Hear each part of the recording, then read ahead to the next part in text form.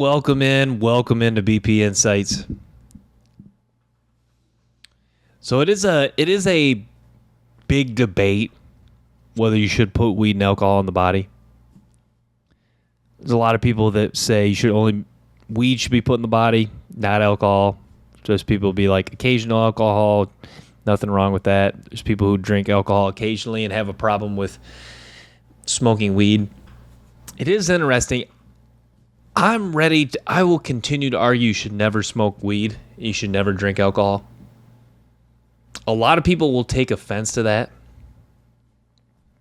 But I don't think, you talk about getting closer to God, it's very hard to continue to move closer to God if you do those things frequently. I believe you get closer to God when you're sober, when you're doing things you're supposed to, you're exercising, you're networking, you're trying to build better relationships with your family. I believe and you're staying sober. I think that's what self-improvement really is, and a lot of guys don't realize this. Being sober, doing hard things, working hard day to day with some frequent rest in there, getting close to your family, praying, reading the Bible. Those are things that's going to make you a better man, going to really improve you, at least in my opinion. But a lot of people still want that time to smoke marijuana and drink alcohol. I just think those hinder you from getting closer to God, developing, sharpening your mind, learning new things. So that's my issue with alcohol and marijuana.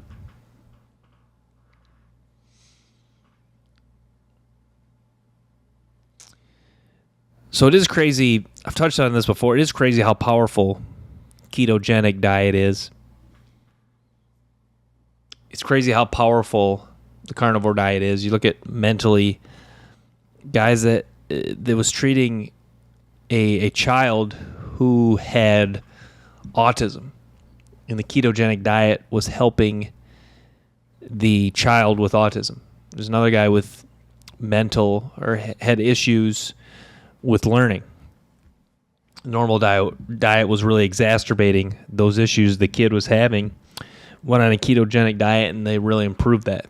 So that's just some of the power of the ketogenic diet, some of the power of the carnivore diet.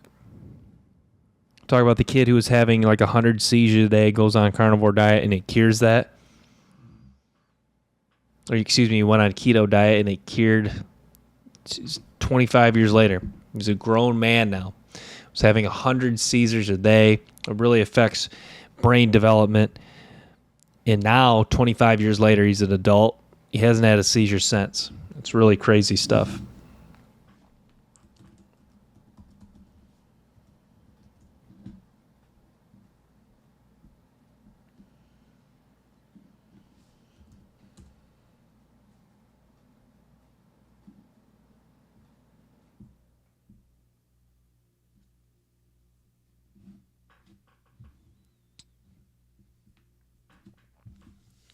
So talk about why men are struggling today. There's a lot of reasons why you could say men are struggling. I think there's many reasons you could give. Number one, we live in a comforting society. There's a lot of bad foods, a lot of fast food, a lot of ultra-processed food, a lot of video games. A lot of things you can pinpoint why men are really struggling. I think a lot of men, and people talk about finding purpose, like a lot of men talk about finding purpose. I think a lot of the way you find purpose is you take things day by day. In the Bible, it talks about worry about today's worries. Each day brings its own worries. Don't worry about tomorrow. Thing is, a man, it talks about what I embrace each day. It's really cool each day as a man that you can lift as much as you want, with some exceptions. But for the most part, if you're a healthy male, you can lift as much as you want. You can relentlessly try to make money. You can relentlessly get closer to God. You can read the Bible as much as you want on a given day. I think that's really cool.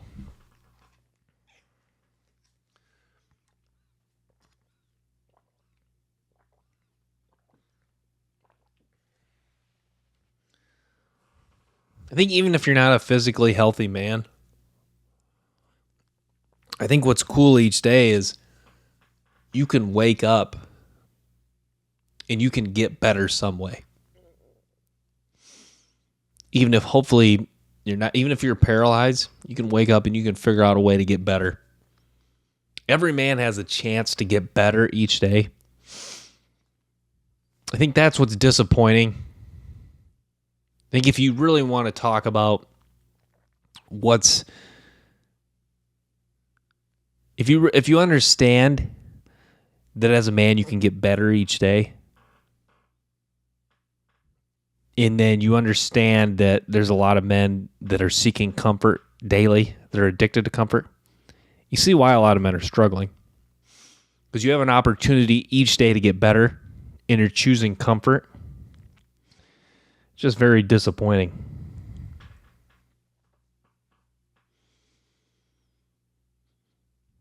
Comfort kind of scares me. And I used to be a guy that was kind of addicted to comfort. Used to seek comfort. Comfort scares me because comfort is comfort. And you may think, well, duh. Comfort feels good, but it's not a long-term solution.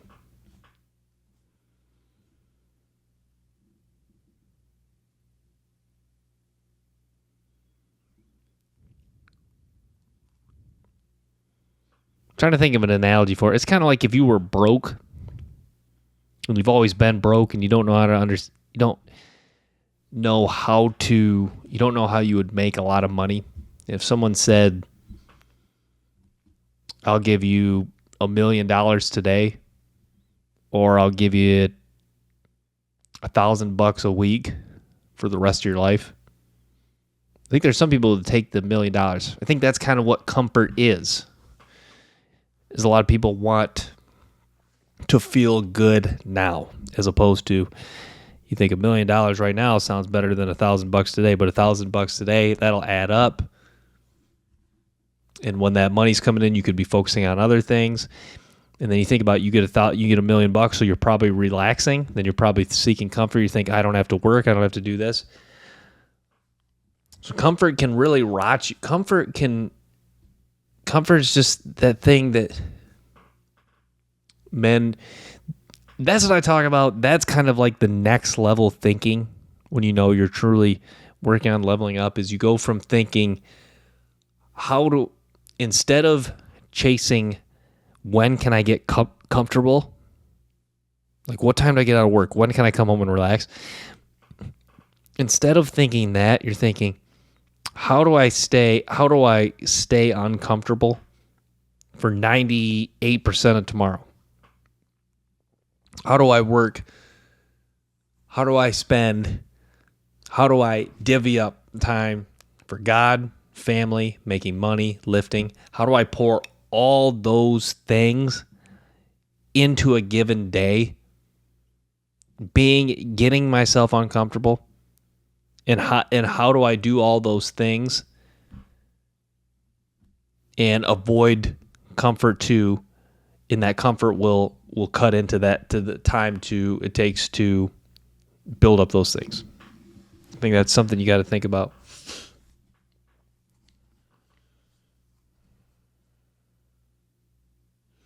It's interesting. I was looking up some of the biggest problems in America today: immigration, healthcare. There's like a lot of problems in America today. It is kind of sad.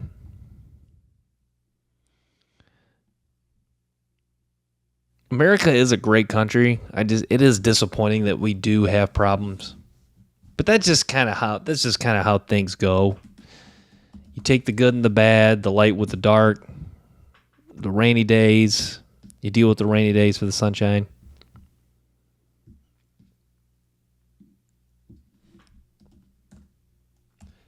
So I was looking up biggest problems in America today. That's why I made that take talking about men should not be watching football. I retracted and said men should not be watching football as much. Because a lot of guys don't think about when you consume football all day on a Sunday, a lot of guys are so fixated on talking about football, watching football, that it does kind of distract from all the issues in America today. Like if you just took one of the thousands of guys that's obsessed with football and he focused that energy on trying to solve one of the problems in America today, maybe he doesn't get far, but maybe he does. Maybe he really could attack one of these issues in healthcare, in immigration, religious freedom, in marriage, in education, in environment, in spending. Maybe he could attack one of those issues.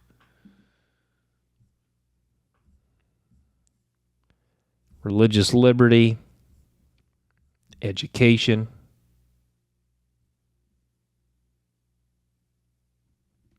I mean, it's talking about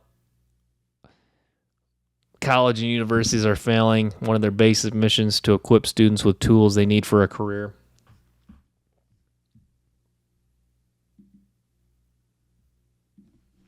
Let's Google biggest issues men have today.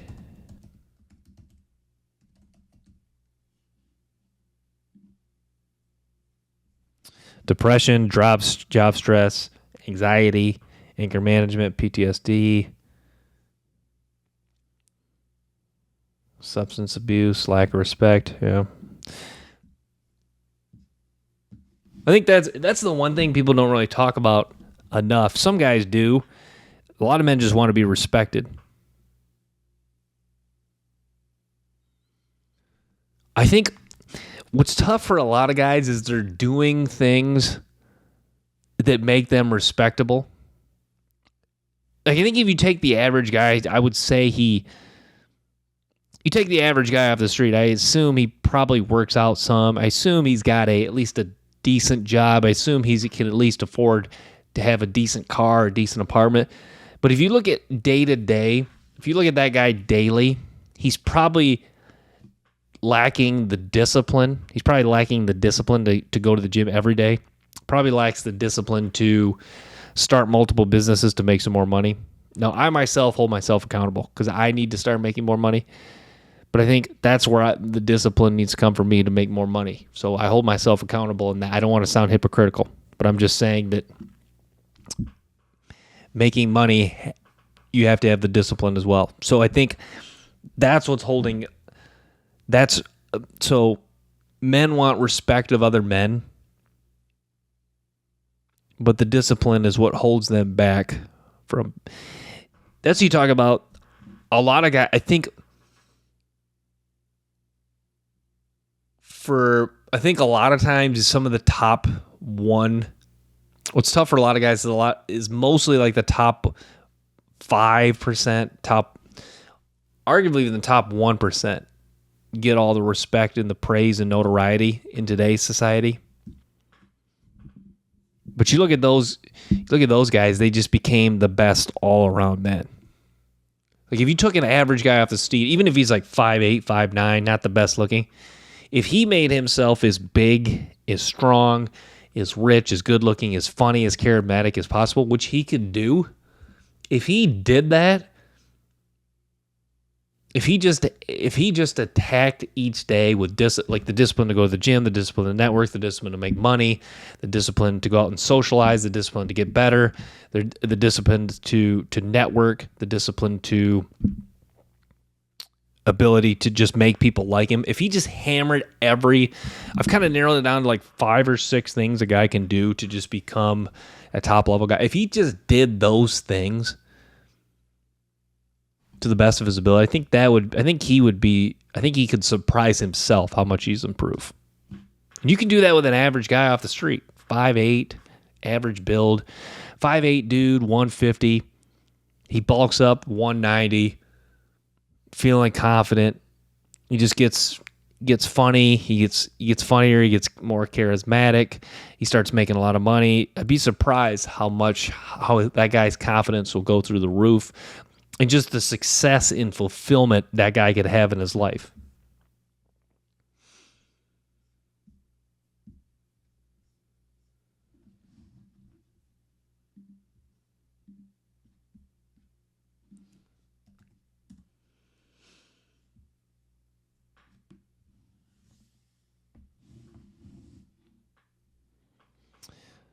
But yeah, discipline's so powerful in succeeding. Most guys, it's like I touched on, most guys that had success, yes, they worked hard, but they were disciplined. They had some talent too. A lot of guys don't realize the guys that achieve, a lot of 1% guys, they stayed disciplined, they worked when other people weren't working.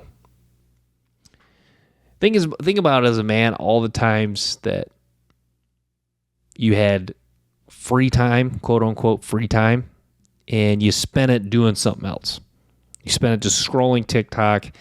You spent it smoking a cigarette. You spent it driving to Taco Bell, coming home and watching a movie. Think about all that time you spent doing those things. Oftentimes, guys in the top 1%, top 5%, during those free time, they were finding out ways to get better. And not even just better financially, not even better in the gym, but closer to God. They're just finding ways to get closer to their family, become a better man. If they had kids, they were becoming a better father. So I think that's what's so important about valuing your time. That's where time is so valuable in regards to becoming the best man possible.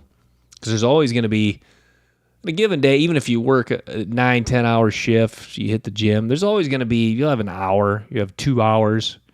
You'll have some time where I could just Netflix and popcorn, but forget that, forget that. Find a way to get better. Read your Bible. Call your mom. Do some extra push-ups. Find a way to get better.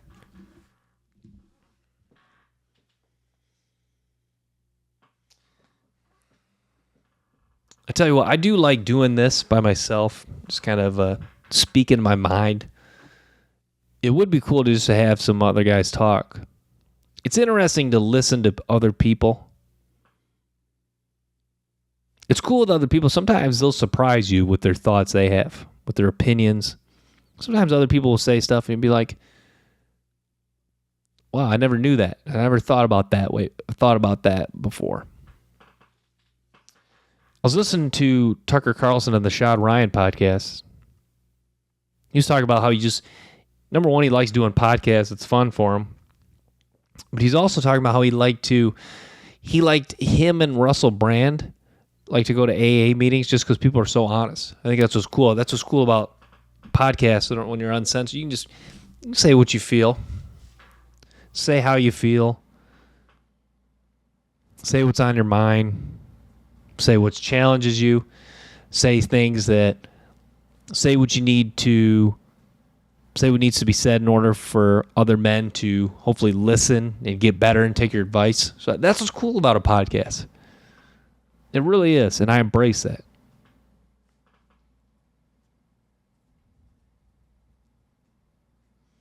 Alcoholics Anonymous, that's tough. You don't really get off. It's hard quitting alcohol is one of the toughest drugs.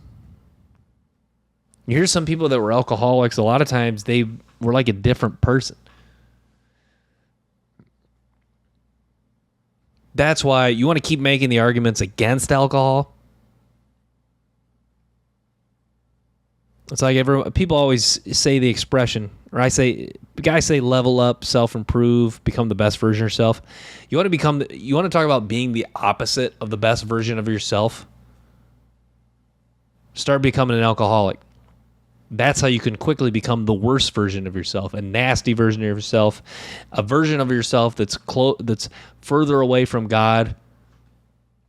Become an alcoholic, and you can become the worst version of yourself. But if you want to take a step, if you have a slight issue with alcohol and you want to take steps closer to God, give up the alcohol.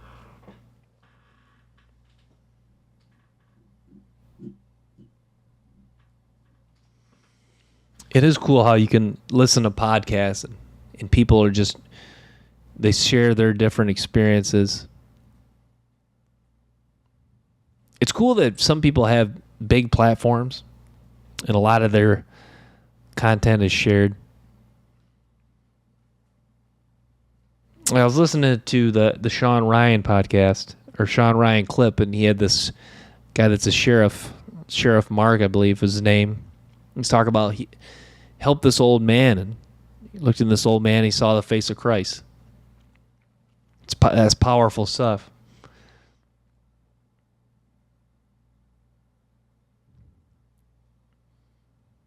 And in the Bible, it talks about don't judge or you'll be judged too.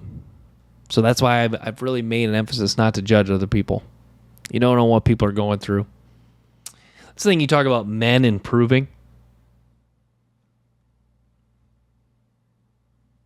I think about that sometimes at the gym. Sometimes you'll see a guy not in the best shape.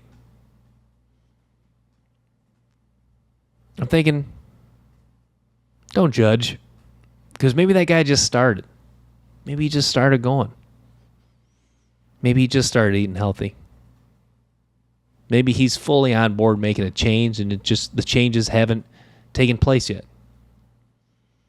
That's why you hear that expression's as old as time. Don't judge a book by its cover. But it's so true. Don't judge or you'll be judged. Jesus says that in the Bible. Don't judge or you'll be judged too. It's important to become a good man. Don't judge people. Don't lie. Don't cheat. Don't steal. It's interesting. It's not hard to be a good person. It's also not hard to be a bad person either. But it's like some guys have talked about before. Don't you think about when you've stolen? I think most people have stolen. It's been a while for me as a kid. I stole something here and there. When you steal, stealing is almost kind of like seeking comfort for men. When you steal, you feel good at first. You got something you wanted. But then you kind of feel dirty. Even if you don't, like for me, I had OCD, so sometimes when I would do something bad, I would obsessively think about it and then feel really, really bad about it. But also, like, there would be the part of me, there's a part of you that feels like dirty for stealing. Like you almost get like that sixth sense, like you disappointed God. I think that's the issue a lot of guys have when they steal or they do something wrong, is they have that feeling like they've disappointed God, they've done something dirty, they know they've done something wrong, and they just don't care. Talk about taking steps to just becoming a bad person. When you can cheat, you can continue to lie, you can continue to steal, you can continue to be nasty to people, to bully people. You can continue to do those things. And it gets to a point where you stop feeling remorse. You're playing into evil's playbook, and you're getting farther away from God. So, do the right thing. Don't lie, don't cheat, don't steal. I love that in the Bible, that the Bible has just a lot of the answers you're looking for. A lot of what you're looking for as far as how to be a good person, how to work hard, how to make an impact on others. That's what's cool about the Bible. A lot of the answers are in the Bible. It's very cool.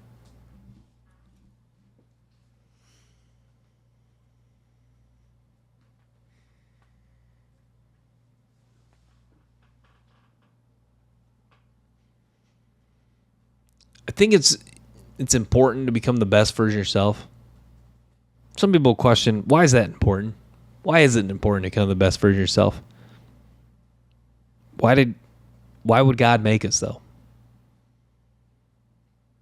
I think one way you could look at it is God looks at every man and he's rooting for him. And women too. Every person comes into this world, God's rooting for you. That's why I love that guys talk about a lot of times you're given a deck of cards in life. And God's saying, I'm gonna give Brant Marshall this deck of cards. Like for me, I'm gonna give Brant Marshall this deck of cards, 2-parent household. For me, for example, 2-parent household, good parents, a sister I love, grow up with great dogs, grow up in a great home, a nice, safe neighborhood. But I'm going to have him struggle socially at times.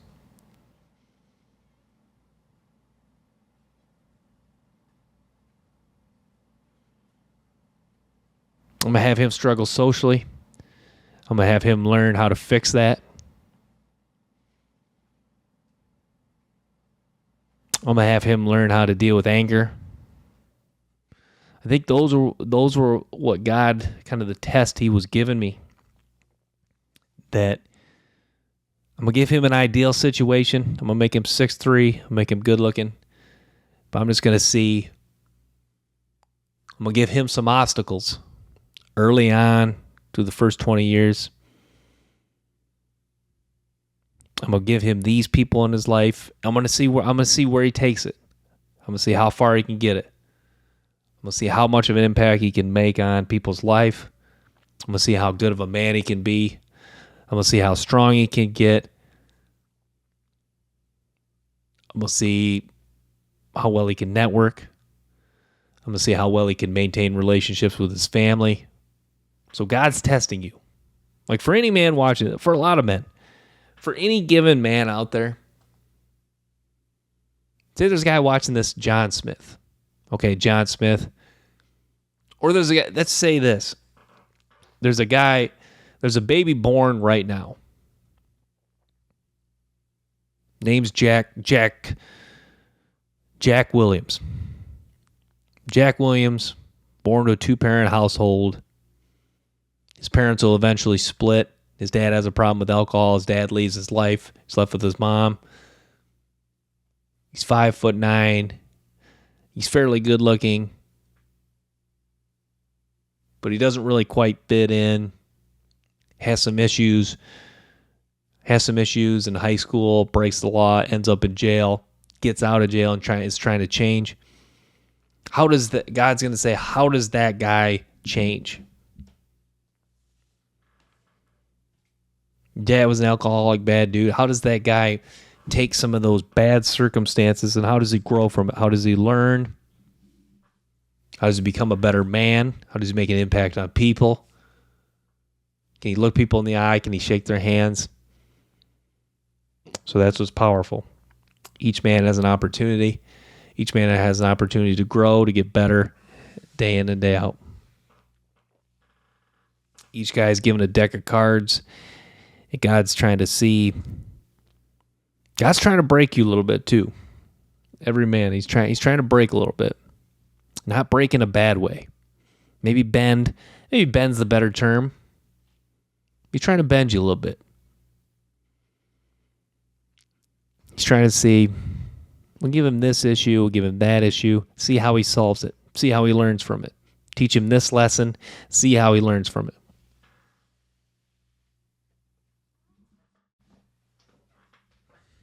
The other thing interesting God does is sometimes you don't get the job you wanted and you're disappointed.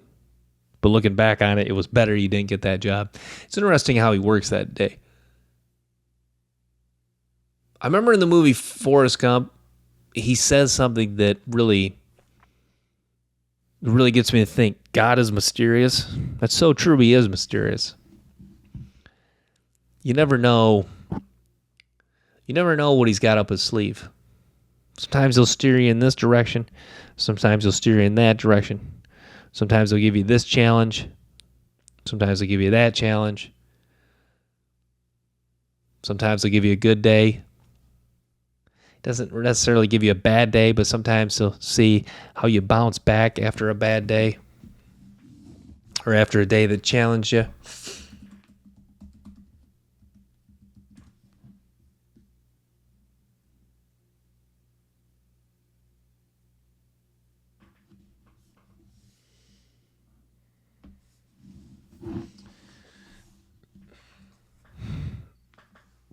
Working a retail job is interesting.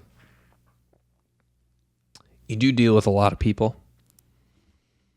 Dealing with a lot of people is in some ways tough, but it really helps you learn.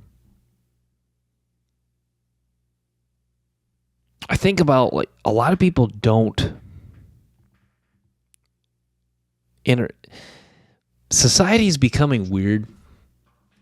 And what I mean by that, I remember being a kid. I remember you could go to, you go to a store, you go to a movie rental place. I noticed a lot, people were better at customers. People were more friendly. That wasn't even that long ago.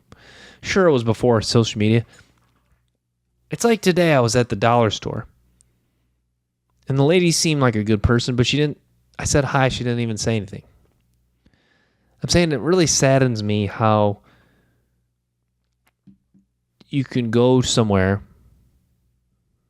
The person, yeah, they will give you your food, or in the case I was buying contact solution. But it saddens me, people don't even want to say hi anymore. I'm sure she's a good quality person, but it saddens me that we're at the point where people don't even want to say hi to each other. It's just all, everything like that is just a money transact. It's just a transaction.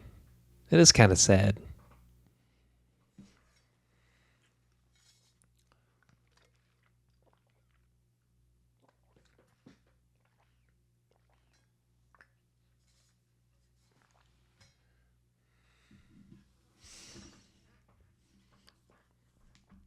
That is the goal. I think if you work a customer service job, you don't want things to seem like a transaction. You want to say hi, hello, ask the person how their day was. Give them customer service. Treat them like a person. Like I was saying, I don't really hold it against that lady that she didn't say hi. She was nice enough. But it was just disappointing. I didn't really feel disrespected, but it is disappointing that we've reached a point where people don't even want to say hi. People don't want to acknowledge each other. It is kind of sad. But it is what it is. Technology maybe changed that a bit.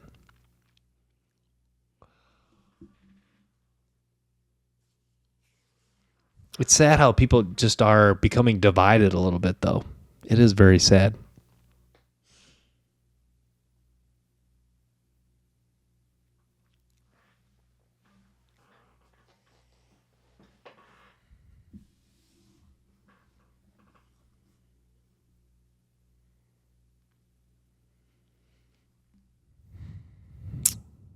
So Donald Trump, Joe Biden, most likely candidates.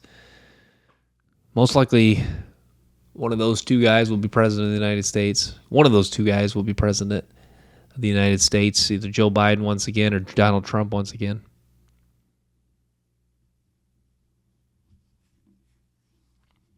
And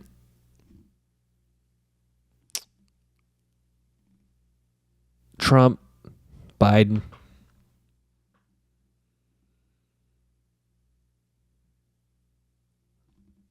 I guess my opinion of Donald Trump is he's a respectable guy. I know some people disagree. Some people are not a big fan of Donald Trump. Donald Trump just is a respectable guy. I remember Andrew Tate talking about Donald Trump. He was saying Donald Trump's one of those guys, says what he means and means what he says. It's true. Why I also say Donald Trump's a respectable guy. He's a guy that you can tell when he gives an opinion on something or he gives a perspective on something. You can tell it's really backed up by a lot of research, by a lot of thought, by testing a lot of hypothesis, by real life experience.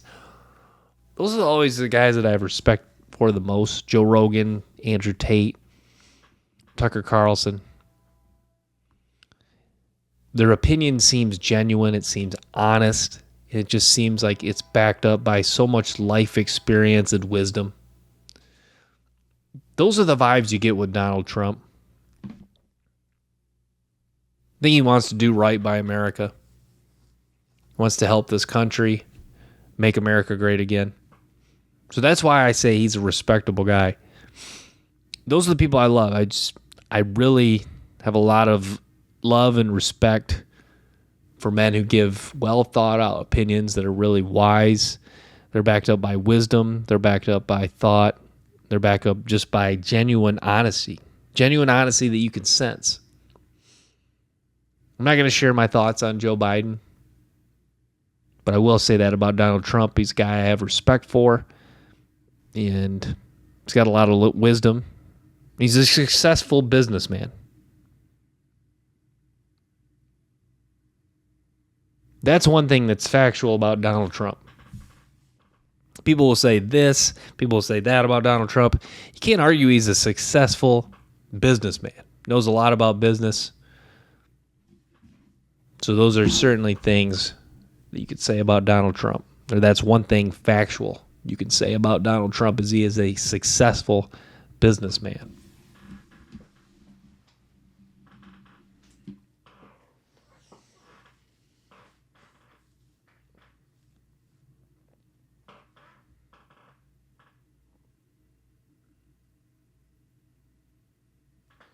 It's kind of a big 360 shift here, but I wanted to talk about Mike Tyson. Talk about a guy who had a lot of success just because he put away alcohol, drugs, distractions aside. When Mike Tyson wasn't doing any of those things, he was a top-notch fighter. Kind of backs up my point earlier. Alcohol, weed are the ultimate distraction. Mike Tyson, when he was really locked in, was not doing any of those things. I love Mike Tyson. Similar, a lot like Tiger Woods was to golf, Mike Tyson was to boxing. People just wanted to tune in. They were just interested. They were just hungry to see how he was going to perform at the next event. That was Tiger Woods in his prime. Every time Tiger Woods was golfing, people were tuned in. Same with Mike Tyson. Every time I wasn't even born, but based on what I heard, every time he was fighting, people were tuned in. People were locked in. That's what you got to love about Mike Tyson.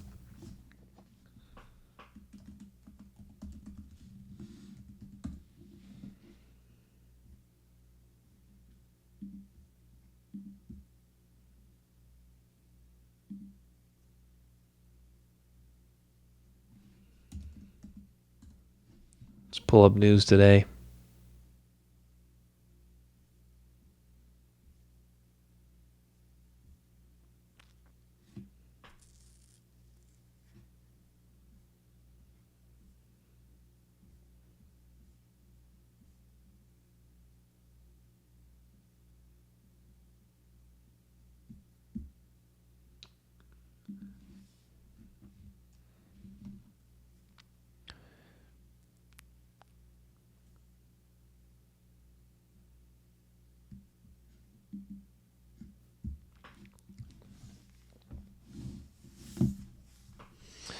Some other guys have talked about this before. It's interesting. Getting good at talking is very important.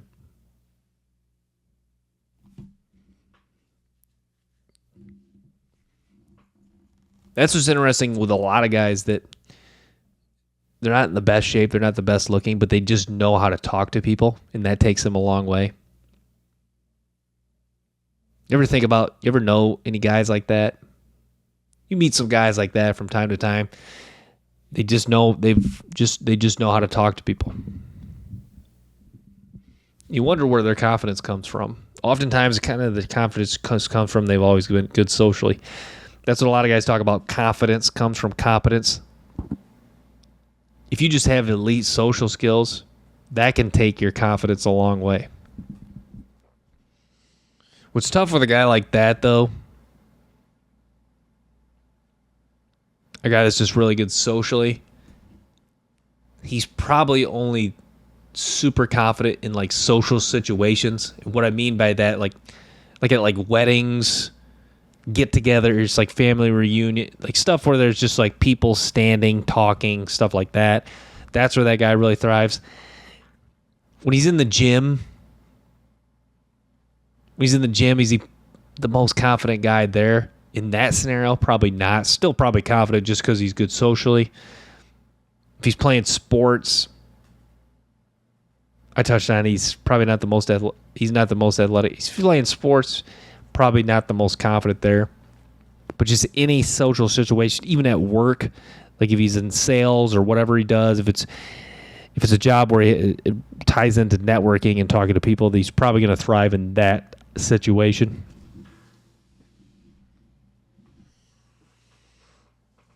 But that just goes to show how important being able to talk to people is. It can take you a long way.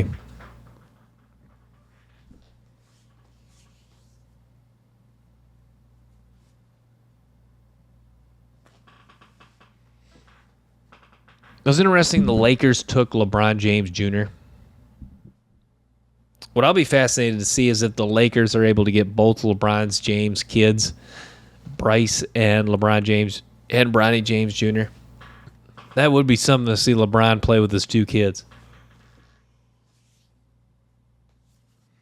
First father-son combo in the NBA. It's pretty wild.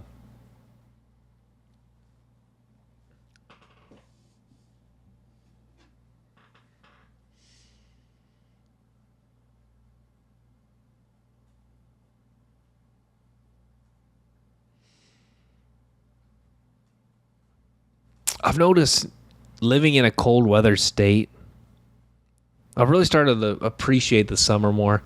It is kind of crazy how fast the summer goes by.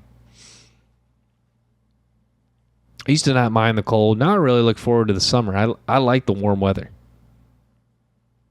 What's cool about carnivore diet is I don't really have light sensitivity anymore, so the sunlight doesn't bother me. Just go out, hop right outside. Don't even have to worry about putting sunglasses on. It's nice. Summer goes by so fast, which I don't always mind because I look forward to fall and football season. Just fall weather's nice. But sometimes I kind of just want to cherish summer. Like we're already in July. It just seems like the month of June started to fly by, and then now July's flying by. Summer just goes way too quick. It was like that in school. I remember at school, it was always kind of depressing to see the back-to-school commercials. But summer goes by way too quickly. Way too quickly. So you got to cherish it. You got to enjoy the nice days, enjoy the sun. But it's fun. End of June, 4th of July. A lot of people going on holidays. 4th of July. So I was talking with my dad. It's a big holiday. It really is. It's a big holiday. A lot of people take some time off. A lot of people get out on the lake, get some sun, have some fun, cook out. 4th of July is just such an American holiday. I think that was cool. I was really getting an appreciation for the 4th of July out on the lake. I was thinking this is some genuine feeling of happiness out here. People out with their family, just enjoying, soaking up the sun, soaking up the evening, soaking up the fireworks. That's a lot of what holidays are supposed to be about in general. Spend it with your family, spend it with people who love about you, care about you, people that want to see you do well. So you got to love about the 4th of July. Grilling out, grilling steaks, grilling burgers. It's really cool. I do like holidays. As you get older, you don't appreciate Halloween and Valentine's Day as much. But you gotta love Christmas. You gotta love Easter. New Year's. 4th of July. Gotta love Christmas because of the true meaning behind Christmas. Easter as well.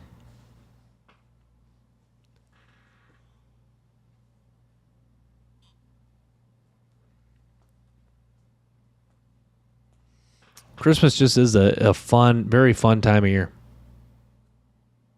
Best time of the year, some would say.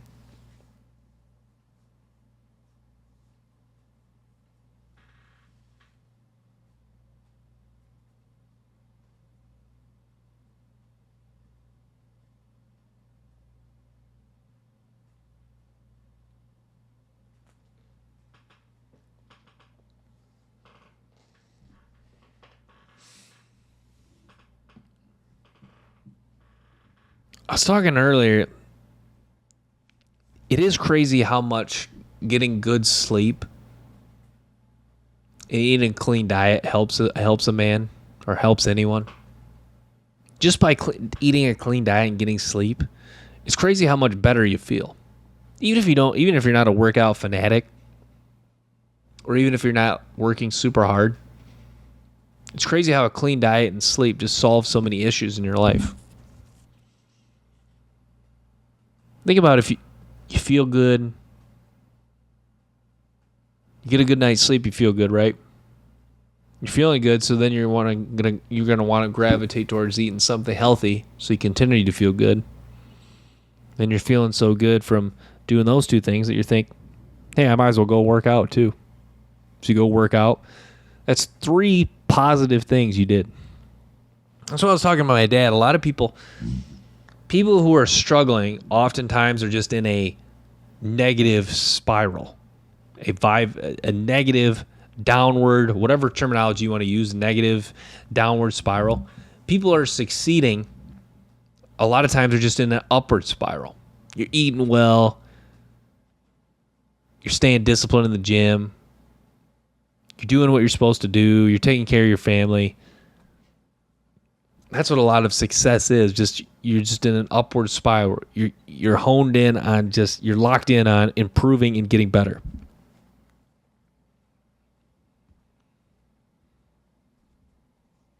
Think about someone who's not getting better.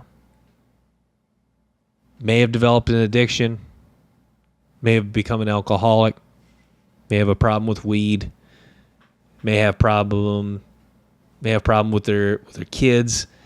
Maybe their kids having issues at school.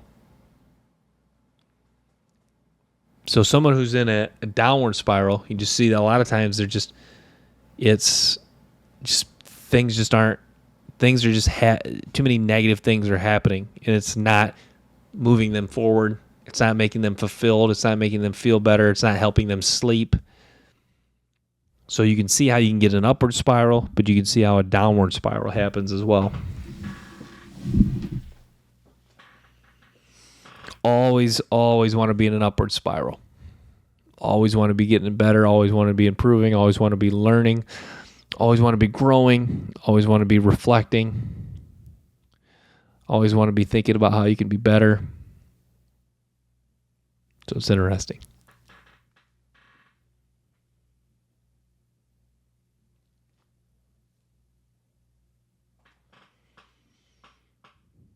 It is interesting. Each guy has a chance to be great. I genuinely believe every man born has a chance to be great. I think the question you got to ask yourself from an early age as a man, why wouldn't you try to be great? Why wouldn't you try to become the best version of yourself? That's what a lot of guys put it this way. I like it. We talk about playing the deck of cards. A lot of people talk about this is the one crack you're going to get. This may be your one crack at life. Why would you spend it doing stuff that's not going to improve you? Why would you spend it not trying to grow, not trying to learn, not trying to get better? Why would you waste it? Why would you waste it with drugs? Why would you waste it with alcohol? Why would you waste it with video games? Why would you waste it with Netflix? Why would you waste it with binge eating crap? Don't waste opportunities.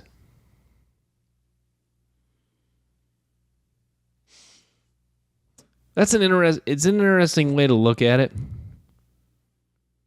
Think about one guy who's born 6'5", rich parents, very good looking. Think about that guy. And then think about a guy who's born broke, short, not the best looking. Those are two. One of those sounds like a more ideal situation. But each guy has a chance to be great. You could argue the 6'5", good-looking guy born to rich parents has a better chance of being great, right?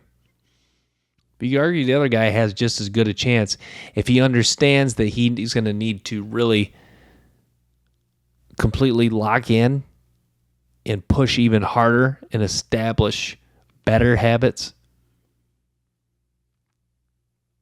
So this goes back to whatever deck of cards you're dealt, you have to just make the most of them. You figure out what strengths you have and build upon those strengths, and figure out what weaknesses you have and try to fix those.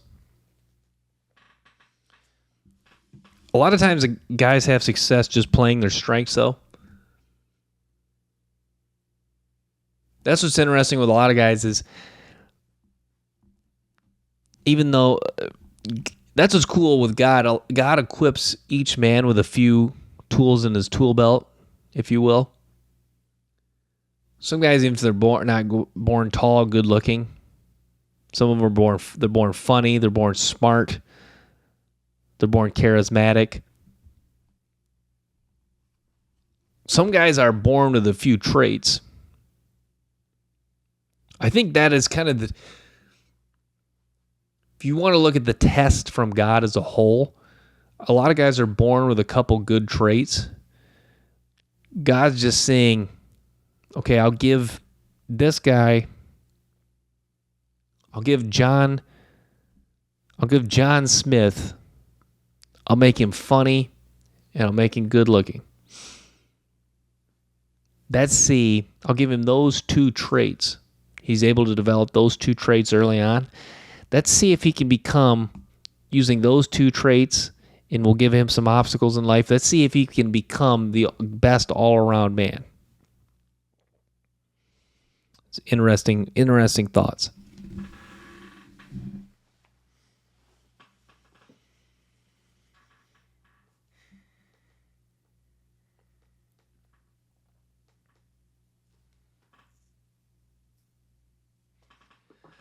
Tom Brady is one guy you think of when you think of high-value man. Tom Brady had his own ups and downs, though. Tom Brady, Michael Jordan, two guys that really achieve greatness. But they're both interesting guys in knowing that they easily could have quit. That's the problem. A lot of guys quit too easily. Tom Brady, when he was struggling to get playing time at Michigan, he could have just called it quits there. Michael Jordan, when he was cut from his high school team, could have called it quits there. That's the thing a lot of guys, I was going to say a lot of guys don't realize. I think a lot of guys do realize that it's easy to quit. It's easy to give up. The test is, can you deal with obstacles? Can you get through them? Then can you learn from them? Can you grow from them and get even better? That's the ultimate test.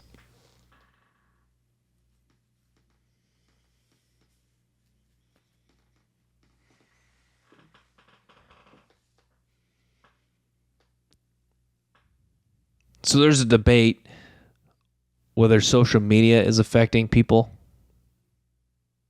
whether social media really affects anxiety in people, mental health disorders, or is it from ultra-processed food and then social media just affects it even more? I would argue that the ultra-processed food affects it and then the social media really exacerbates it. You could argue that the cell phone, that it's just social media and it has nothing to do with diet. A lot of people I think a lot of people would steer that way. It has nothing to do with diet. Just social media is causing people to be more anxious, have sleep problems. But the more and more that a clean diet has helped me, I'm starting to think more and more mental health disorders are more associated with diet, and that social media makes them worse, as opposed to, I used to think it was social media, cell phone use was really the main trigger of mental health disorders, and anxiety and food played its part and made it a little worse, but wasn't the main driving force. I think the ultra-processed foods, fast food, sugar, soft drinks, I think that's what's really hurting people's mental health. And it's crazy. People really want to, cell phone use, social media, people really want to blame that first. Seems that comes up first. And people aren't as quick to blaming junk food, or people aren't as quick to blaming lack of sleep for mental health disorders. It's like I touched on, if you got on a clean diet and you start sleeping, that can do more for your mental health, at least in my opinion, than any drug for anxiety, any drug for sleeping. That could do more. It's crazy how well I'm sleeping now since I'm on a clean diet. And I can attest to this because I was someone who never really slept well. Eating a standard American diet, I didn't sleep well for years. Never really went into deep sleep, had nightmares. Now I can sleep well. It's crazy. Carnivore diet, it's awesome. It's almost like the medicine people are looking for. Some people just never find it, sadly.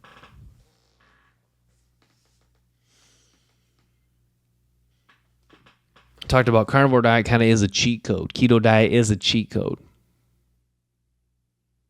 This thing, a lot of people are looking for the right medication. A lot of people are looking for, it's tough because the way society is, people don't want to give up, because people think carnivore diet's too restrictive, it's going to give up their freedom. A lot of times eating good food is associated with social events, or associated with food. It's oftentimes bad food, dessert, high foods and high carbohydrates, pop, alcohol. So a lot of people don't want to go on. I think that's what holds some people back from carnivore diet. They don't want to make it too restrictive where it's going to hurt them going to social events or going over to their friends for dinner. But is that stuff worth your health? Think about how many people were dying from eating the standard American diet, or their teeth falling out, eczema.